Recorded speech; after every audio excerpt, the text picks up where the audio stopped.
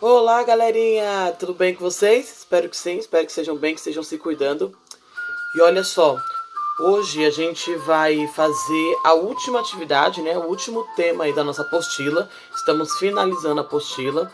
Então quero que você acompanhe comigo, ó, tô com a minha apostila aqui. A gente vai lá na página 40, que vai falar que como a música influencia a moda, tá?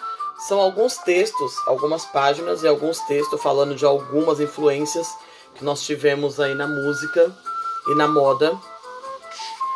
Então nós vamos ler, eu não vou ler tudo aqui, mas você vai ler tudo em casa porque você precisa para fazer a última atividade, beleza? Então é o seguinte, como a música influencia a moda? Os artistas que aparecem na televisão, nas entrevistas, nas capas dos discos, influenciam a moda e o gosto dos fãs. As canções populares são frequentemente escritas por frases que funcionam como um gancho, captando a atenção do ouvinte, seguem uma fórmula fácil de memorização para cantarolar, né, o que a gente chama de refrão ou tema de uma música. No caso, se ela for uma música clássica, né, apenas tocada, ou hoje a gente tem a música eletrônica, que também, né, nem sempre tem alguma voz ali. Então nós chamamos de refrão, é aquela parte que fica na cabeça. Muitas vezes a maneira como os músicos se apresentam em público influenciam os costumes da época. Então olha só, vamos recordar alguns fatos que tornaram certos artistas famosos. A fama do maestro cabeludo. Houve época em que os maestros usavam cabelos longos, que ficavam despenteados à medida em que eles iam regendo a orquestra, né? Então eles iam ficando, dependendo da velocidade aí, da intensidade da música, eles ficavam meio descabelados. Entre esses maestros cabeludos estava o grande compositor Antônio Carlos Gomes. Ele se tornou uma figura querida e popular, e seus compridos cabelos eram um motivo de comentários e também de piadas. Ele próprio ria dessas piadas. Por muitos anos, a fama do maestro cabeludo foi se espalhando pelo mundo. Depois disso, a gente vai ter mais algumas influências. Então, como ele era famoso e tinha o cabelo comprido, o que tornava o cabelo dele bagunçado, então outros maestros também começaram a deixar o cabelo comprido.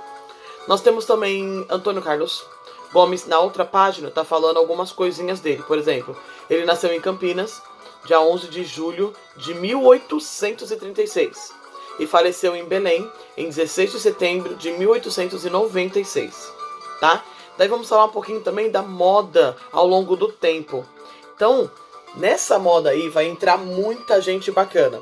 Por exemplo, lá na página seguinte, vai falar na década de 1950, que vai citar nada mais, nada menos do que Elvis Presley. Elvis Presley foi um famoso cantor, ator e compositor norte-americano, o rei do rock da década de 50. Ficou conhecido como Elvis ou Presley devido à sua maneira ousada de dançar. Tinha uma voz notável, atingia notas musicais de difícil alcance para um cantor popular. Elvis tornou-se um dos maiores ícones da cultura popular mundial do século XX.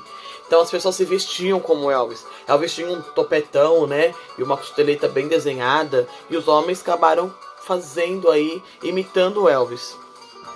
Depois disso nós temos... nós temos vários. Nós temos os Beatles. Nós temos a Jovem Guarda. Nós temos... até um pouquinho de Michael Jackson, lá na década de 1980. Então tem várias. Aqui no Brasil, lógico, né, que a gente teve uma grande influência da Jovem Guarda. O jeito que eles se vestiam, o jeito que eles dançavam, que eles cantavam, que eles levavam a vida. Daí tem uma parte importante aqui, ó. Para saber mais da Jovem Guarda. A Jovem Guarda foi um fenômeno de mídia que arrastou multidões. Seus adversários apelidavam o rock and roll nacional dessa época depreciativamente de iê, uma ilusão à música dos Beatles, que repetia o refrão. Em português, sim, sim, ou yes, yes. Devido a essa influência estrangeira, a Jovem Guarda era considerada alienada pelo público nacionalista que preferia a bossa nova e as canções de protesto contra a ditadura militar e a vida burguesa. A Jovem Guarda também era vista como um movimento rebelde, já que o rock não era bem aceito pela sociedade brasileira. Olha aí, uma curiosidade importante. Os artistas da Jovem Guarda utilizavam a guitarra elétrica, um instrumento mal visto, pois substituía o violão, o mais popular instrumento musical do Brasil. Porque uma das nossas músicas mais populares era a bossa nova, né? Que é aí usada, tanto é que nós estamos ouvindo aqui ao fundo um chorinho, que também é muito usado, violão, cavaco. Então esses eram instrumentos usados no Brasil. E daí eles começaram a usar a guitarra elétrica, que é uma coisa americana, né? Influência americana. Vamos lá. O mais popular instrumento musical do Brasil. Na época, importantes artistas da MPB, como Jair Rodrigues, fizeram campanha contra as guitarras elétricas, que contaram inclusive com passeatas. Ou seja, se um artista tocasse a guitarra elétrica, também estava desafiando o sistema. Olha que coisa louca. Eles não podiam tocar, né, na verdade, a guitarra, porque não era só música, era todo um sistema, tá? Mais do que um fenômeno televisivo, a Jovem Guarda impulsionou o lançamento de discos, roupas e diversos acessórios. Então eles estouraram na época, né, de... Deixa eu ver, a Jovem Guarda aconteceu em 62 a 70, mais ou menos.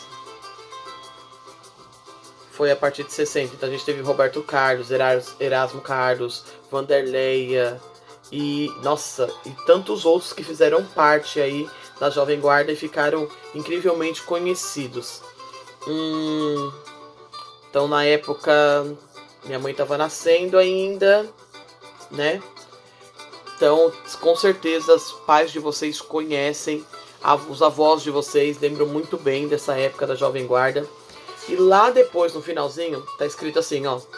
Depois na década de 80 a gente teve o Michael Jackson estourando, né? São grandes nomes, o Michael principalmente, da nossa influência de fora, nossa influência internacional. E o Elvis, que as pessoas até dizem hoje que eles não morreram, né? Eles continuam aí vivos.